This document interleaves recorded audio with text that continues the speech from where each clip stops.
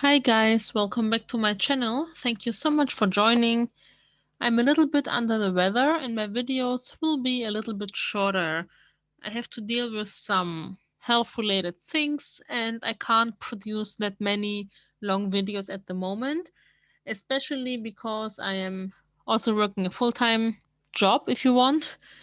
And I also have a second channel, so I try to keep it all under control and balanced. Every Sunday I try to post another video on this channel, and in April I'm quite positive that everything will be again as usual.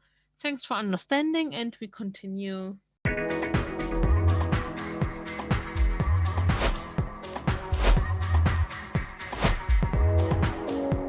Last time we talked about our strong and irregular verbs for A1. We started with this little table I found on the internet, and we will continue with that one. If you don't remember those verbs here on the left side, you can check out my prior video. As I said before, maybe the verbs don't look so irregular in your eyes, but depending on how you conjugate them later, especially in the past tense and stuff like that, it makes more sense to call them irregular. But maybe on the first sight, they look normal, so to speak. Okay, first one, finden. Finden can either mean to find something. Er findet seine Schlüssel nicht. He doesn't find his keys. Or er findet nicht seine Schlüssel. Both is fine. But second one, which we use a lot, is to think something about something. Er findet ihn, Akkusativ, nett. He finds him nice. Next one, fliegen, to fly. Geben, to give. Er gibt ihm seine Telefonnummer. He gives him his phone number. Gibt es hier eine Toilette? Important sentence. Is there a toilet? In this case, we will talk about it further in other videos. We have the it. It needs an it expression. Is a toilet here somewhere? This is what it means. Gehen, to go. We had it many times. Haben, to have. Heißen, to be named. Helfen, to help. Hilf mir mal mit dem Auto. Help me with the car. Kennen, to know somebody. We had this also. But let's make a sentence. Kennst du ihn? Do you know him? Nee, ich kenne ihn nicht.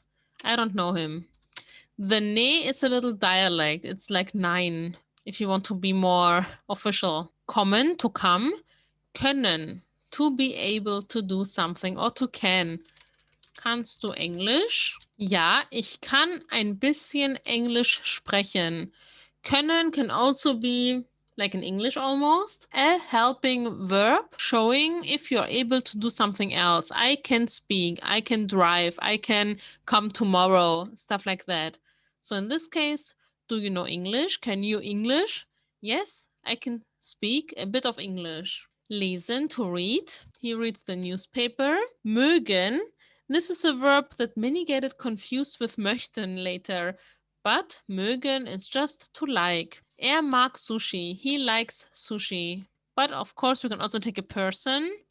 Er mag sie or ihn. He likes her and him. The reason I gave you both is not only to be in a 2021 spirit, if you know what I mean, but also for the grammarly purpose, to see that it's not nominative. The sie in accusative is looking the same as the sie in nominative. So I gave you the male part to make you less confused. Next one, müssen, to must. For example, du musst 10 aufstehen. 10 or 10 Uhr, it's the same. You have to stand up at 10 o'clock. Nehmen, to take. Er nimmt heute die Bahn zur Arbeit. Today, heute, he takes the metro to work. Rufen can mean to call. We have to combine it with to call after somebody. Er ruft nach seinem Sohn.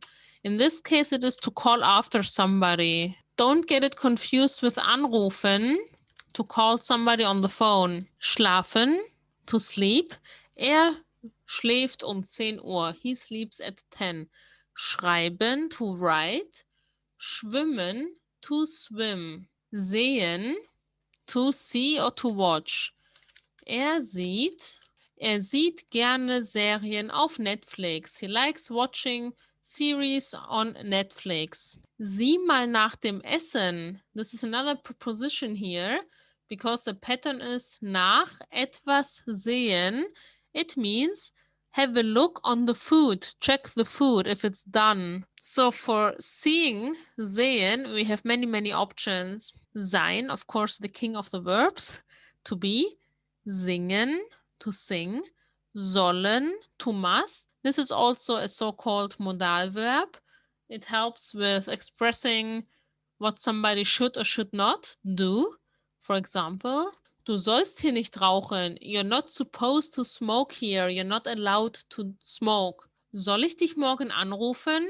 Should I call you tomorrow or am I supposed to call you? Stuff like that. Stehen, to stand. Er steht an der Haltestelle. Prepositions are really a pain in the you know what, but we have to learn them. He stands at the bus stop or stop.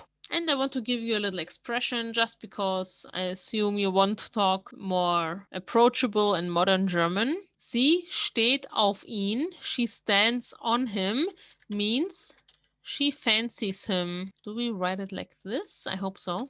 She fancies him. She likes him. We can also say, do you like football? Stehst du auf Fußball? Just an example of many. Treffen, to meet. Trinken, to drink.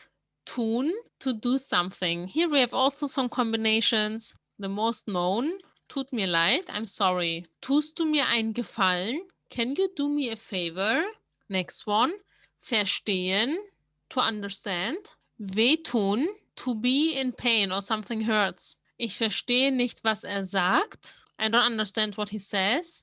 Meine Ohren tun weh. My ears are hurting.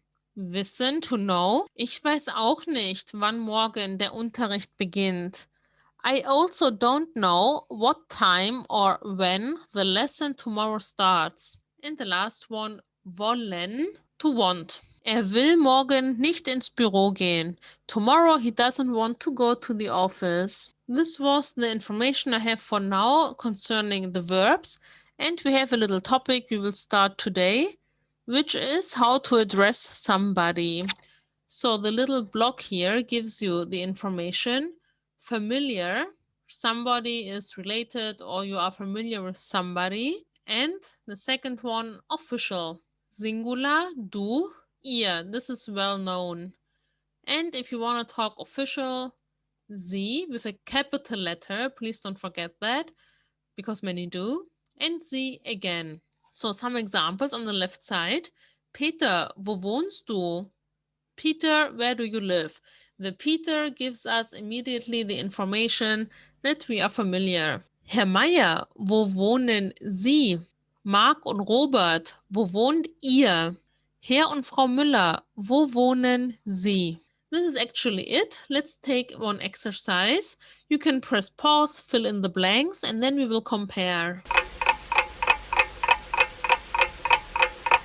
Okay, let's compare. We ask one person we are familiar with. Wie heißt du? What's your name? Lernst du Deutsch? Do you learn German? Kommst du aus Madrid? Are you from Madrid? I ask two people which are my same age. We are familiar. We are in a friendly zone. Wie heißt ihr? What is your names? Studiert ihr in Passau? Do you study in Passau? Lernt ihr Deutsch? Do you learn German? In English, it sounds like it would be one person, which is a little confusing maybe sometimes, but it's two. Next one, I ask Mrs. Meyer, wie heißen Sie? What's your name? Arbeiten Sie in Berlin? Do you work in Berlin? Kommen Sie aus Köln? Are you from Cologne? And I ask two ladies, which are obviously not familiar because we have their family names. Wo wohnen Sie? Where do you live? Fahren Sie nach Frankfurt? Are you going to Frankfurt? Lernen Sie Deutsch? Do you learn German? This looks really easy in the beginning. Please learn it well because it gets more complicated later, and it's always good to have this basic knowledge for later exercises. This is it for today. Thank you so much for watching. Please like, subscribe if you want more free content regarding German lessons. You can also subscribe to my Instagram. It's los_learn German. I try to make announcements, quiz, and other fun stuff depending on how much people follow. And I will hopefully see you next week. Bye!